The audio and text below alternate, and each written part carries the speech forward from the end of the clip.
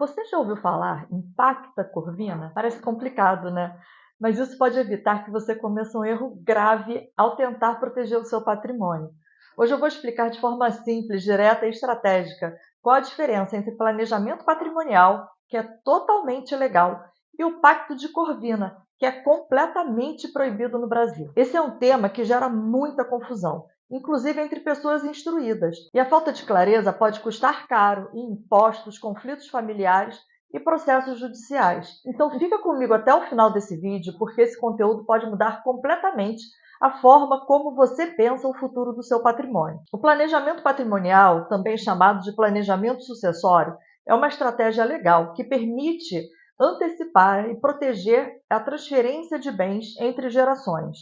Isso pode ser feito com vários instrumentos legais, como doações em vida, testamentos, holdings familiares, doação com reserva de usufruto, até mesmo seguro de vida. E por que você deveria pensar em fazer isso? Porque ao fazer um planejamento patrimonial, você garante que a sua vontade seja respeitada no futuro, porque você vai reduzir impostos como o ITCMD e principalmente vai evitar conflitos familiares e processos intermináveis de inventário. Tudo isso é feito com base na lei, respeitando os direitos dos herdeiros necessários e sempre com uma assessoria jurídica especializada. Agora, o que é o tal do Pacto de Corvina ou Pacta Corvina? A origem desse termo vem do latim e é inspirado no comportamento dos corvos, que esperam a morte de outros para se alimentar dos restos.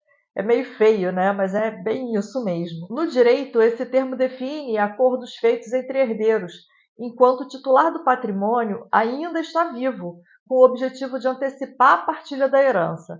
Isso é ilegal no Brasil, de acordo com o artigo 426 do Código Civil, que determina que não pode ser objeto de contrato a herança de pessoa viva. Isso viola dois princípios muito importantes, que é a autonomia da vontade do titular do patrimônio e a proteção da legítima, que é a parte da herança reservada por lei aos herdeiros necessários. A diferença prática entre o planejamento patrimonial e a pacta corvina é o seguinte: no aspecto da legalidade, o planejamento patrimonial é permitido por lei, ao passo que a pacta corvina é completamente proibida por lei. Em relação ao momento em que é estabelecido, o planejamento patrimonial é feito em vida, de forma legal, por meio de uma estrutura pensada com a finalidade dessa transferência do patrimônio. Já a pacta corvina é antecipada por terceiros, de forma completamente ilegal. O planejamento patrimonial ele tem a finalidade de organizar e proteger. A pacta corvina tem a finalidade de antecipar a herança, ou seja, um é estratégico, o outro é ilegal. E ainda tem mais. O pacto de Corvina ele é nulo de pleno direito. Isso significa que ele pode gerar a anulação de todos os contratos, doações e até ações judiciais feitas com base nesse pacto. Algumas perguntas são bastante interessantes da gente responder aqui. Como, por exemplo, se pode doar bens em vida com usufruto? Pode sim. É uma forma legal de fazer um planejamento patrimonial sucessório e bastante comum, mas não é uma medida que eu recomende particularmente. Eu não gosto muito desse tipo de planejamento de doação com cláusula de usufruto, porque além de ser muito caro, a doação com cláusula de usufruto ela é tão cara quanto o próprio inventário, o imposto é o mesmo, a base de cálculo desse imposto é a mesma, que é o valor de mercado do patrimônio. Doação com usufruto, o doador ele perde o controle sobre o seu patrimônio ainda em vida. E se essa doação não for muito bem feita por um especialista, por alguém que realmente entende de planejamento patrimonial, essa pessoa ainda corre riscos seríssimos em relação a esse patrimônio. Outra pergunta que volta e meia eu escuto aqui é se é possível excluir um filho de herança. É possível sim, mas apenas em casos muito excepcionais.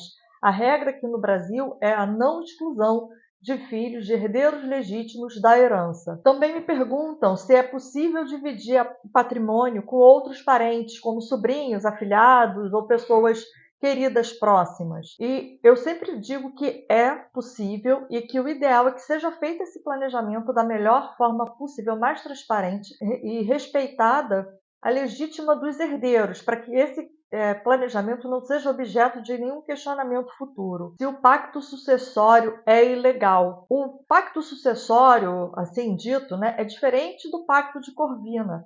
Planejar a sucessão é legal. O que não é legal é pactuar a herança com terceiros. Isso que é o pacto de Corvina, ou pacta Corvina, que não é permitido pelo nosso direito brasileiro. Olha, se você chegou até aqui, parabéns.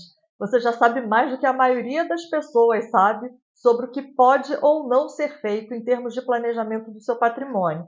Se você quer garantir que tudo seja feito com segurança, eficiência tributária e paz familiar, o primeiro passo é procurar um apoio profissional especializado. Aqui no canal eu explico esses temas de forma bastante clara, com base jurídica e foco em soluções práticas. Então, se esse conteúdo fez sentido para você, curte esse vídeo, compartilha esse conteúdo e principalmente se inscreve no canal para não perder nenhum vídeo daqui para frente. Um abraço, até a próxima!